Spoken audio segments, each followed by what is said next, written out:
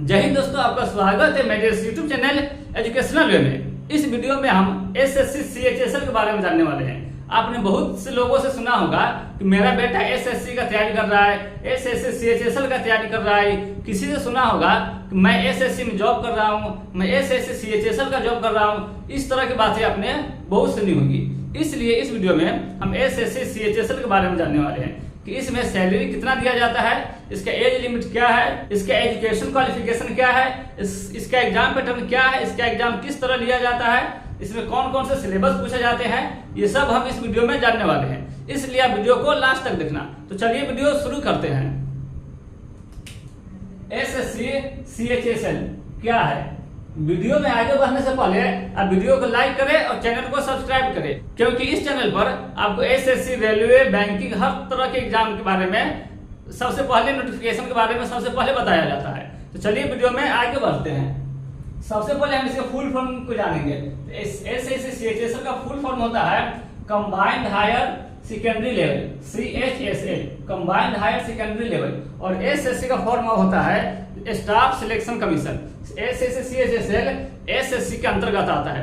SSC क्या है? तो एसएससी स्टाफ सिलेक्शन कमीशन केंद्र सरकार का एक संस्था, आप समझ लीजिए कि केंद्र सरकार की तरफ से वो एग्जाम लिया जाता है, लेता है एसएससी, जो विभिन्न क्षेत्रों में विभिन्न पदों के लिए एग्जाम लेता है। वो ऑल इंडिया से एग्जाम कंडक्ट करवाता है और वहां से कर्मचारियों का चयन करता है। उसी के अंतर्गत एक पद आता है एसएससी सीएचएसएल, यानी स्टाफ सिलेक्शन कमीशन के अंतर्गत कंबाइंड हायर सेकेंडरी लेवल का पद आता है। एसएससी सीएचएसएल एसएससी के अंतर्गत आता है। वही पोस्ट की बात करें तो एसएससी सीएचएसएल में, एसएससी सीएचएसएल के अंतर्गत लोअर डिविजन क्लर्क यानी एलडीसी का पद आता है। जूनियर सेक्रेटेरिएट असिस्टेंट जेएसए का पद आता है। पोस्टल असिस्टेंट यानी पीए का पद आता है। सॉर्टिंग असिस्टेंट एसए और डाटा एंट्री ऑपरेटर डीईओ, सब का पद सीएचएसएल के अंतर्गत आता है। वही इसके सैलरी की बात करें तो सैलरी 20,000 से 30,000 तक इसका रहता है। ग्रेड पे सैलरी, बेसिक पे सैलरी रहता है। इसका बेसिक पे 20,000 से 30,000 तक रहता है। सब पद का अलग अलग रहता है। स्टार्टिंग 20,000 से किया जाता है और हर पद के लिए, हर पोस्ट के लिए अलग अलग इसका, इसी में 25,000, किसी का 22,000, किसी का 29,000, इस तरह से इसका बेसिक पे रहता है। टोटल इन हैंड सैलरी आपको 40,000 तक मिलेगा। 40,000 प्लस भी मिलेगा किसी पोस्ट के लिए, और किसी पोस्ट के लिए 40,000 तक इसका सैलरी, इन हैंड सैलरी रहता है पर मंथ। आपको जो पर मंथ सैलरी मिलता है वो है। वही एलिजिबिलिटी की बात करें तो इसका फॉर्म फिल करने के लिए, इसके लिए अप्लाई करने के लिए आपको मिनिमम 12th पास होना चाहिए। अगर आप 12th पास है किसी भी बोर्ड से तो आप एसएससी सीएचएसएल का फॉर्म अप्लाई कर सकते हैं। वही एज लिमिट की बात करें तो एज लिमिट जनरल ईडब्ल्यूएस से 18 से 27 तक मांगा जाता है। 18 से 27 एज लिमिट मांगा जाता है। और इसमें ओबीसी, एससी, एसटी सबको आरक्षण दिया जाता है, कुछ छूट दिया जाता है। तो जनरल ईडब्ल्यूएस का 18 से 27 दिया जाता है। वही ओबीसी कैंडिडेट के लिए 3 साल का छूट दिया जाता है। तो ओबीसी कैंडिडेट का हो गया 18 से 30 वर्ष दिया जाता है। और एससी एसटी कैंडिडेट के लिए 18 से 32 दिया जाता है, क्योंकि एससी एसटी को 5 साल का आरक्षण दिया जाता है। और पीएच कैंडिडेट के लिए यानी दिव्यांग वर्ग के लिए 10 वर्ष का छूट दिया जाता है। अब बात करते हैं इसका एप्लीकेशन फी कितना रहता है। तो देखिए दोस्तों, एसएससी सीएचएसएल का फॉर्म फिल करने के लिए जनरल, ओबीसी और ईडब्ल्यूएस से मात्र 100 रुपये चार्ज लिए जाते हैं। जैसे कि मैंने आपको बताया, ये केंद्र सरकार के अंतर्गत जॉब आता है। आपको जॉब लगेगा तो केंद्र सरकार के अधीन आप काम करिएगा, लेकिन हर क्षेत्र के, हर राज्य में केंद्र सरकार के अधीन आपको सैलरी दिया जाएगा। केंद्र सरकार के द्वारा ही आपका वेतन निर्धारित किया जाएगा। और एससी एसटी और फीमेल कैंडिडेट के लिए कोई एप्लीकेशन फी नहीं लगेगा। फॉर्म को फिल करते समय एससी एसटी और फीमेल कैंडिडेट से कोई चार्ज नहीं लिया जाएगा। वही सिलेक्शन प्रोसेस की बात करें तो एसएससी सीएचएसएल में सिलेक्शन पाने के लिए आपको 3 प्रोसेस से गुजरना पड़ेगा, यानी 3 चरण से आपका 3 चरण से गुजरने के बाद आपका सिलेक्शन लिया जाएगा। सबसे पहले आपका टीयर 1 लिया जाएगा, उसके बाद टीयर 2 लिया जाएगा, उसके बाद स्किल टेस्ट और टाइपिंग टेस्ट लिया जाएगा। तो आइए इसको देखते हैं। सिलेक्शन प्रोसेस में टायर 1 लिया जाएगा, उसके बाद टायर 1 में क्वालिफाई करने के बाद टायर 2, और टायर 2 में क्वालिफाई करने के बाद टाइपिंग या स्किल टेस्ट, इन दोनों में से कोई एक आपसे लिया जाएगा। वही टायर 1 के एग्जाम पैटर्न की बात करें तो टायर 1 में आपसे टोटल 100 प्रश्न पूछे जाएंगे और इसके लिए 60 मिनट का समय दिया जाएगा और ये सिर्फ क्वालिफाइंग है। इसका नंबर आपके फाइनल मेरिट लिस्ट जो तैयार किया जाएगा उसमें इसका नंबर ऐड नहीं किया जाएगा। तो सब्जेक्ट में रीजनिंग से 25 प्रश्न पूछे जाएंगे और ये 50 नंबर के रहेंगे। एक सही उत्तर के लिए आपको 2 नंबर दिया जाएगा। मैथ से 25 प्रश्न पूछे जाएंगे और ये भी 50 नंबर के रहेंगे। जनरल अवेयरनेस से 25 प्रश्न पूछे जाएंगे और ये भी 50 नंबर के रहेंगे। इंग्लिश से भी 25 प्रश्न पूछे जाएंगे और ये भी 50 नंबर के रहेंगे।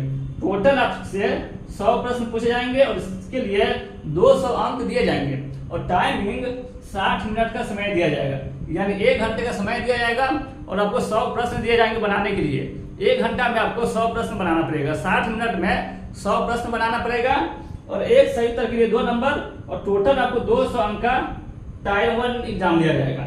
टायर 1 में क्वालिफाई करने के बाद टायर 1 सब स्टूडेंट्स लिया जाता है, सब कैंडिडेट एसएससी के अंतर्गत जितना एग्जाम आता है वो सबसे टायर 1 लिया जाता है और लगभग एसएससी और सीजीएल जो एसएससी से हायर लेवल का पद है वो सीजीएल ग्रेजुएशन लेवल का पद है उसमें उसका और सीजीएल का सिलेबस टायर 1 का सेम रहता है, इसमें उसमें कोई अंतर नहीं है। तो टायर 2 के एग्जाम पैटर्न की बात करें तो टायर 2 में एग्जाम आपको 2 सेक्शन में लिया जाएगा, पहला सेक्शन 1 और सेक्शन 2, दोनों एग्जाम एक ही दिन लिया जाएगा। तो सेक्शन 1 और सेक्शन 2 लिए जाएंगे। टायर 2 में सेक्शन 1 में 3 पेपर आपसे लिए जाएंगे, जिसमें पेपर 1 में पहला पेपर में मैथ से 30 प्रश्न पूछे जाएंगे और रीजनिंग से भी 30 प्रश्न पूछे जाएंगे और एक सही उत्तर के लिए इसमें 3 नंबर दिया जाएगा, 30 प्रश्न का 90 नंबर आपको दिया जाएगा। टायर 1 में एक सही उत्तर के लिए 2 नंबर मिलता है और टायर 2 में पेपर 1 में सेक्शन 1 के पेपर 1 में एक सही उत्तर के लिए आपको 3 नंबर दिया जाएगा। तो मैथ से टोटल 30 प्रश्न पूछे जाएंगे और इसके लिए 90 अंक दिए जाएंगे। वही रीजनिंग से भी 30 प्रश्न पूछे जाएंगे और इसके लिए भी 90 अंक दिए जाएंगे और इसके लिए टाइम आपको 60 मिनट का समय दिया जाएगा। मैथ और रीजनिंग के लिए भी आपको 1 घंटे का समय दिया जाएगा। वही एक मैथ और रीजनिंग का समय खत्म होने के बाद 60 मिनट खत्म होने के बाद आपको पेपर 2 का सेक्शन स्टार्ट हो जाएगा, उसी समय स्टार्ट हो जाएगा क्योंकि ऑनलाइन एग्जाम लिया जाएगा।